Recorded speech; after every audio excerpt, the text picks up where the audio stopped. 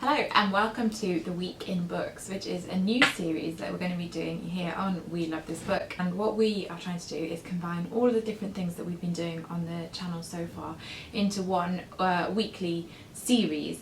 So instead of having author interviews one week, unboxings one week, and also instead of having 3 videos one week and then you maybe don't hear from us from a little bit, we're hoping to make it a much more regular thing where we combine everything into one video.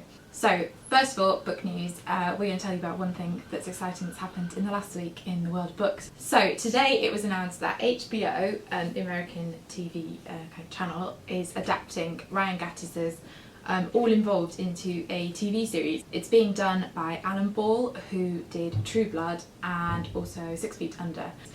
I loved this book and I think that it's really well suited to being on a screen. There's lots going on, lots of different characters and a really kind of dramatic setting. Next, I'm going to show you every week the most exciting thing that I got in the post over the last week. I'll show you the thing that came with the book first, which was a pair of knickers which say on the back, "Hello, my name is Slut." And the book that came with is Barbara the Slut and Other People by Lauren Holmes, which is a collection of short stories that's being published by Fourth Estate. They call Barbara other names: Ho, Whore, Skank, Barbara Lewinsky, Sticky Fingers Murphy, but mostly they called her Slut. But Barbara does not let these words define her, instead she defines herself. She's a teenager with an autistic brother, a Princeton acceptance letter and a love of sex, navigating her high school's toxic slut-shaming culture with open eyes. Fearless, candid and incredibly funny, Barbara the Slut tackles sex, family and relationships with a keen awareness for how their nervous systems tangle and sometimes short-circuit. This looks right up my street. I'm really looking forward to reading it and I will report back once I have. So now I'm going to tell you what I've been reading and the best thing that I've read recently. So over the weekend I finished The Secret Buyer by C.J. Doherty and Karina Rosenfeld.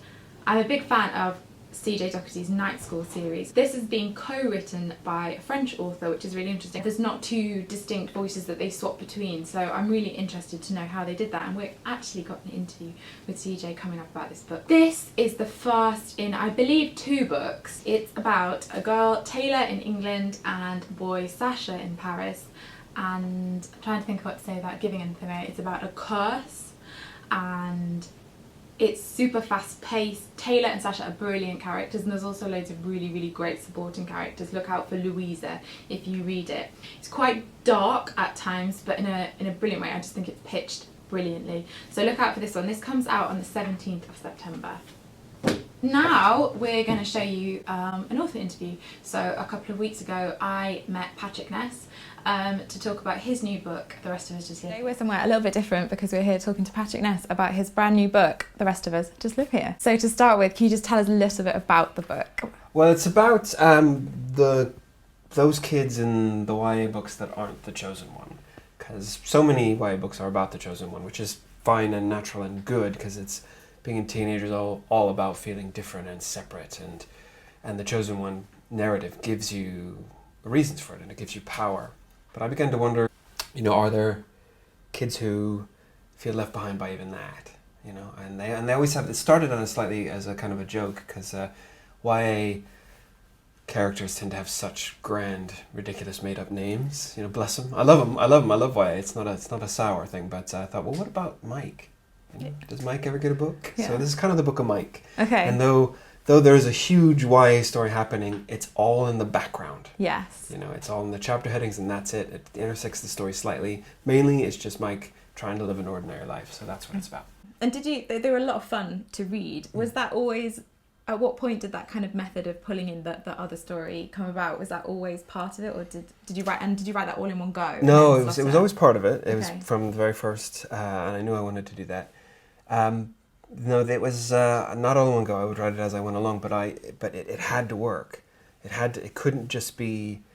I think that's the other thing that keeps it from being dismissive, because I knew that it would never occur to me that it also didn't have to work as a story on its own. It has to make sense. Mm-hmm. So there was a lot of work once I'd written the whole book, putting them all together, making sure that plot actually worked, that this was a real story with real beats and with actual, real emotion in it, that things are at stake for these characters, without it just being careless. Because the thing I hate most about a lazy book is the carelessness, and I never ever want to do that. So no, I worked really hard on it. It does actually work as a story. Yeah. And can you tell us anything about what you're working on next? No. Not at all? No, I always keep it secret, because Okay. it's kind of a writing tip I give, but I always keep my first drafts 100% private, because Okay. that way I can make mistakes, I can change my mind. It always happens that you're 90% of the way through a book and then you get a really good idea that you wish you'd had at the beginning, so you've got to go back and pretend you had it all along. Okay. So if I know that going into a first draft, I can be really free. Okay. So people read second drafts, but they never, ever, literally nobody reads first drafts except me. Okay. And then last question is, what are you reading at the moment? What am I reading? Well, as we're filming this, I'm going to be interviewing Judy Blume next month at Yalc, and so I've been starting at my Judy Blume reading. Okay. And I'm just, I've been doing some work reading, but the last book I read for pleasure was an Alistair Gray, the great Scottish novelist Alistair Gray. Okay. So yeah, always read widely.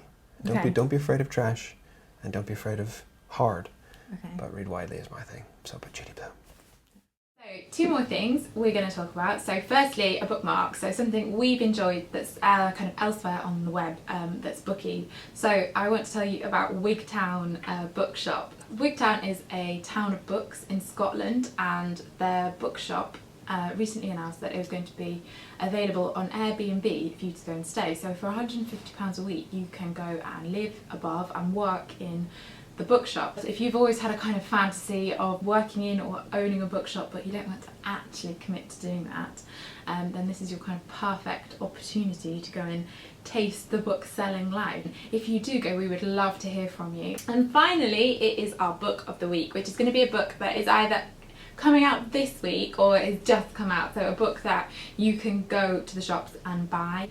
And this month's book is The Big Lie by Julie Mayhew, which is published by Hotkey, and it comes out on Thursday. One of my favourite YA books so far this year, I reckon. And it is set in an alternate version of today's society in the UK, but if the Nazis won the Second World War. So it's about a girl called Jessica. She's a sort of model daughter, model student. She's supposed to be going to ice skating school after she finishes school, but then her best friend and neighbour, Clementine, starts to kind of challenge Jessica's ideas about what's right and wrong, and Jessica has to kind of rethink her definitions of good and bad. And she's also dealing with these kind of new feelings and realising that she is gay. It's got a lot of things that I love in books. A really interesting kind of what-if setting, brilliant characters that are kind of pleasingly nuanced and flawed. It's also got a really interesting kind of end quarter, which didn't go at all the way I was expecting, and it's always fun when books don't do what you're expecting them to do. The Big Lie is our book of the week by Julie Mayhew. So that's the week in books. We'd love to know what you think of this new format, which segments you like, which things you're interested in hearing more about. So do get in touch in the comments, or we're at We Love This Book on Twitter.